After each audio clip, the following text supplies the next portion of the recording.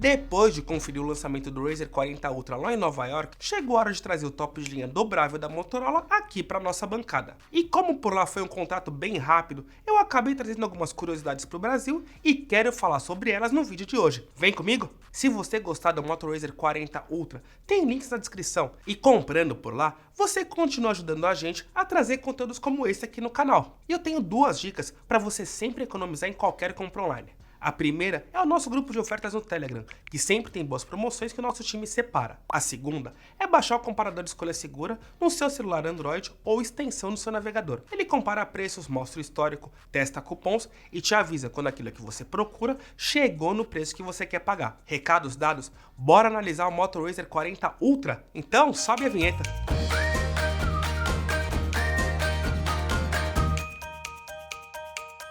Como eu comentei no vídeo de hands-on dele, que saiu há pouco tempo, a Motorola quer tomar para si a fama de pioneira nos dobráveis. A Samsung acabou ficando com essa posição por já estar próxima da sua quinta geração de dobráveis no momento que eu produzi esse vídeo. Mas a Motorola gosta de lembrar que o primeiro Razer, lá dos anos 2000, que foi uma febre de vendas, é dela. E depois disso, vieram outras gerações de dobráveis. A segunda geração foi o Razer 2019, que tentou aproveitar o form factor do modelo de 2005 e o transformou no smartphone, mas ele não deu muito certo. Era caro para intermediária, tinha uma bateria com capacidade baixa e que no final flopou. A terceira foi o Razer 2022, que não chegou ao mercado brasileiro porque a Motorola preferiu canalizar os esforços em tops de linha da família Edge. Mas depois de 4 anos de retomada nesse segmento de celulares mais caros, a empresa entendeu que era o momento de ousar e competir de frente com a Samsung no segmento de dobráveis. E assim chegou o Razer 40 ao lado do Razer 40 Ultra. E bom, deixa eu falar logo desse aparelho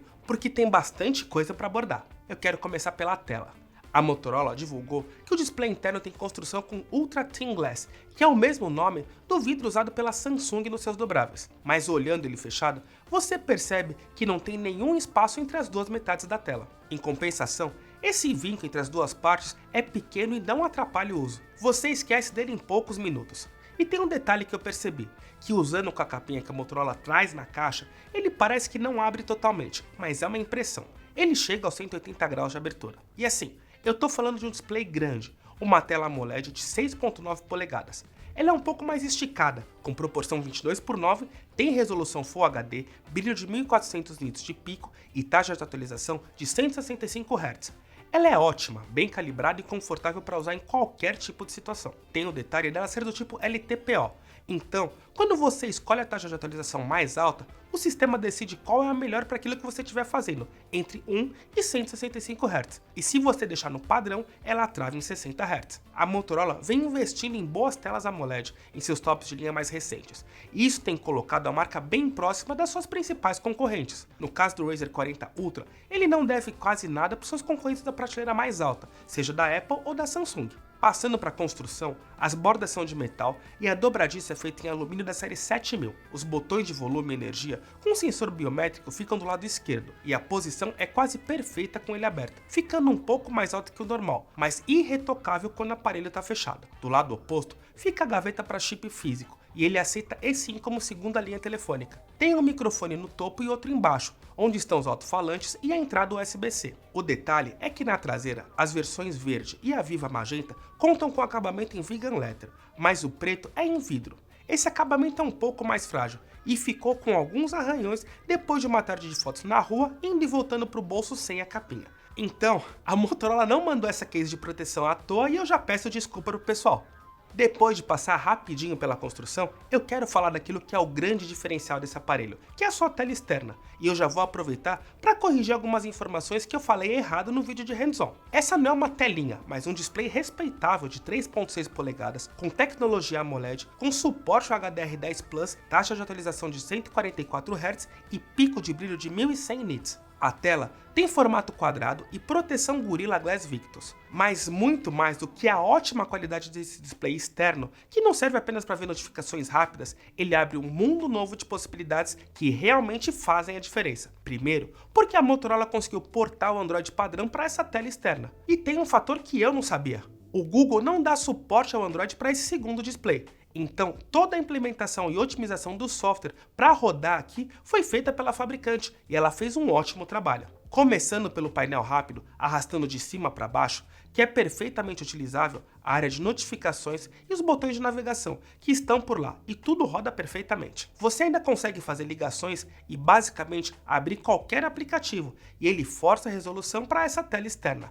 Abrir o Chrome, ver um vídeo no YouTube, usar o WhatsApp, enfim. Aliás, não só abrir, como ainda dá para configurar para que eles continuem rodando quando você abrir a tela do celular. Fora os aplicativos, essa tela inicial também funciona com widgets, como os de clima, agenda e especialmente do Spotify, que tem além do player padrão, uma lista de recomendações de artistas, e isso dá uma interação mais natural com o aplicativo e eu gostei bastante. A outra implementação muito bacana que está nessa tela são os jogos. Tá, eu não estou dizendo que você vai rodar Genshin Impact numa tela menor, mas tem uma boa oferta de games pensados para essa telinha, e eles garantem um bom entretenimento. A oferta inclusive é bem grandinha se a gente for pensar no aparelho recém-lançado, o que mostra que a Motorola tomou esse cuidado de já trabalhar com a desenvolvedora de jogos há bastante tempo. Mas o mais legal é usar a câmera nessa tela externa. Tirar selfies e gravar conteúdos em vídeo com resolução 1:1 fica fácil e ainda te dá a vantagem de usar as melhores câmeras do aparelho apenas para isso. É um ganho enorme, que melhora a qualidade das selfies e propõe uma nova forma de capturar essas imagens de um jeito até mais ergonômico, já que você tem todo o controle do obturador nos botões, sem precisar fazer aquele movimento de segurar o celular aberto, firme na mão e movimentar o polegar para tirar a foto. No final, quando a gente olha para esse display e a experiência que ele é capaz de fornecer, entende que o aparelho com abertura do estilo flip realmente faz mais sentido, adicionando produtividade e entretenimento nessa experiência fechada. As gerações anteriores do Galaxy Z Flip, assim como o Razer 40 padrão, têm uma tela externa bem pequena, que te permite ver notificações e outras informações rápidas, e não oferece nenhuma grande interação que faça com que esse display seja um diferencial. A Motorola fez um esforço grande de implementação e trabalho entre hardware e software para entregar um trabalho muito redondo nesse aspecto, e isso merece ser mencionado. Esse talvez seja o fator que vai levar a fazer o Razer 40 Ultra valer a pena quando comparado ao Z Flip 4 com o mesmo chipset e um ano mais velho, mas eu falo disso daqui a pouco. Porque antes eu preciso te lembrar de se inscrever aqui no canal, né?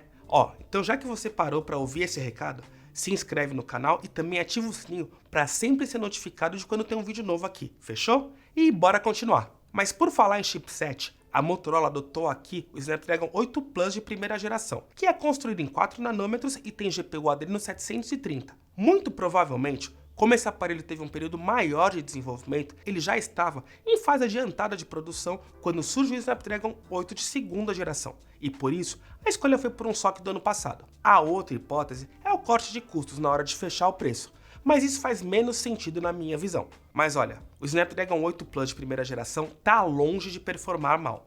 Foram nada menos que 1.100.000 pontos no AnTuTu Benchmark, e uma fluidez de desempenho no dia a dia que mostrou que nenhum aplicativo ou jogo foi capaz de colocar esse carinha em risco. Tudo rodou de forma fluida, sem engasgos, em qualquer uma das telas. No Geekbench, foram 1.756 pontos no single core e 4.319 no multicore. O Snapdragon 8 Plus de primeira geração ainda vem combinado com 8 GB de RAM e 256 de armazenamento. Esse é o mesmo conjunto de specs do Z Flip 4 para efeito de comparação. O Razer 40 Ultra ainda vem com a interface MyUX da Motorola, que chega com o Android 13 e promessa de 3 anos de atualização de software, com outros 4 anos de atualização de segurança. A Samsung já está entregando um ano a mais, mas não dá para dizer que 3 anos de Android são ruins. Ruim é ter menos que isso no topo de linha. Tem alguns destaques que eu normalmente menciono nessa interface da Motorola, que são as possibilidades de personalização da interface, o Moto Secure e o desenho clean e fluido, que é até melhor que o Android puro. Mas o grande destaque aqui fica pelo suporte ao Ready For, que permite que ele se torne um computador, com algumas limitações porque o próprio Google limita o desempenho de alguns aplicativos nessa interface para desktop. O legal do Ready For é que, por exemplo, se você usar como monitor e um teclado e mouse, dá para usar a câmera do celular como webcam, e ainda tem modos de jogos ou para assistir streaming. Ainda no software, a Motorola deixa um easter egg para alimentar a nostalgia. Ele fica escondido e precisa ser adicionado no painel rápido, que é o modo Razer Retro, que mostra a interface dos antigos celulares V3. E o mais legal é que ela é funcional. Os botões têm as funções, você consegue fazer ligação, acessar as mensagens e até o navegador. E assim como naquela época, a parte do display não aceita toque na tela. Para quem viveu os tempos de V3 ou tinha vontade de ter um, dá para matar a saudade. Mas se tem uma coisa que qualquer celular dobrável sofre é a bateria. Não é má vontade das fabricantes, mas por conta da dobradiça que está em todos os aparelhos e limita o tamanho físico dessas baterias. Aqui não foi diferente. A capacidade é de 3.800 mAh, o que é pouco para um dia inteiro de uso, seja jogando, produzindo conteúdo ou no ritmo normal de produtividade. Ela também não conta com aqueles carregadores de enorme capacidade, sabe, de 125 watts, mas os 33 entregaram um bom desempenho, com 58 minutos de 0 a 100, 31% em 15 minutos e 60% em meia hora. O detalhe é que ele suporta carregamento de 30 watts, mas o carregador que vem na caixa é maior, com 33. O Razer 40 Ultra conta com carregamento sem fio? Conta, mas ele é bem mais lento, com potência de 5 watts. Então é para aqueles casos que você está sem pressa e deixa ele carregando ao longo do dia, no escritório ou enquanto está dormindo. No gasto, ele consumiu bastante na hora de gravar vídeos. 1 hora em Full HD drenou 26% da bateria e foram 10% de carga usando Chrome e redes sociais. No mesmo período de 1 hora, assistindo a vídeos no YouTube, só consumiram 4% do tanque. Em jogos, Genshin Impact foi responsável por 22% da bateria e Asphalt 9 consumiu 21%. Para chegar nas câmeras, eu quero falar menos dos recursos técnicos e mais do que a junção entre as lentes em si, o software e o formato dobrável permitem fazer. Porque de cara, esse formato de dobra nos permite, em boa parte das situações, não precisar da câmera frontal interna, já que dá para usar bem a externa, ou melhor, as externas. Então deixa eu falar sobre elas. Nada de explosão de megapixels, a principal tem 12, com uma excelente abertura f1.5, com estabilização ótica e tudo mais, e ela é capaz de gravar em 4K a 60 quadros por segundo. Ela tem a ajuda de uma câmera híbrida, capaz de fazer macro e ultra-wide, e tem 13 megapixels, abertura f2.2 e abertura de 108 graus. A câmera frontal tem 32 megapixels, f2.4 e também grava em 4K a 60 quadros por segundo. É legal dizer que em vídeo você consegue gravar com HDR10 Plus ou a estabilização 360 graus, que faz um crop do vídeo feito com a câmera ultra-wide e garante uma estabilização ótima, mesmo em situações mais agudas de movimento. E eu vou resumir aqui o que eu achei das câmeras para partir para o que interessa. O resultado das imagens que eu fiz com ela foi muito legal, independente da condição. O Night Vision automático ajuda demais nas fotos feitas à noite, e isso, somado à ótima abertura de luz da câmera principal, produz imagens bem bacanas quando a luz diminui. Durante o dia, ou em situações de luz ambiente forte, a câmera faz um excelente trabalho, seja nas imagens de paisagem, quanto naquelas que buscam elemento específico, com um bom desfoque de fundo. Para o meu gosto, elas ficaram bastante saturadas, mas a Motorola tem trabalhado na calibração do seu algoritmo de câmera. Eu acho que, de modo geral, dá para melhorar os vídeos para eles concorrerem com os tops de linha em câmera, mas essa não é a proposta de um dobrável, como a gente está acostumado a ver nas linhas Fold e Flip da Samsung. Então, vamos para as possibilidades que um dobrável oferece? Primeiro e mais legal é poder usar uma tela de 3.6 polegadas para se ver em uma foto. O Z Flip da Samsung até oferece essa possibilidade, mas com uma tela tão pequena, essa referência não era perfeita. Mas com o Razer 40 Ultra é um novo mundo. A tela é ótima para visualizar qualquer conteúdo e isso se reflete no app de câmera. Além disso, com o celular fechado, a posição dos dedos nos botões deixam tudo mais fácil em qualquer posição. Para mim, que sou canhoto, fica ainda mais fácil inverter o celular fechado e deixar as câmeras mais altas, mas você vai ter boas fotos e vídeos mesmo com as lentes embaixo e tirando fotos com a mão direita. Você também pode deixar o seu celular em uma superfície reta e usar ele fechado para se fotografar vendo como a foto vai sair. Ah, e para ser justo, com ele aberto, você pode ativar o modo para ver o preview da sua foto na tela externa enquanto tira a foto com a tela interna.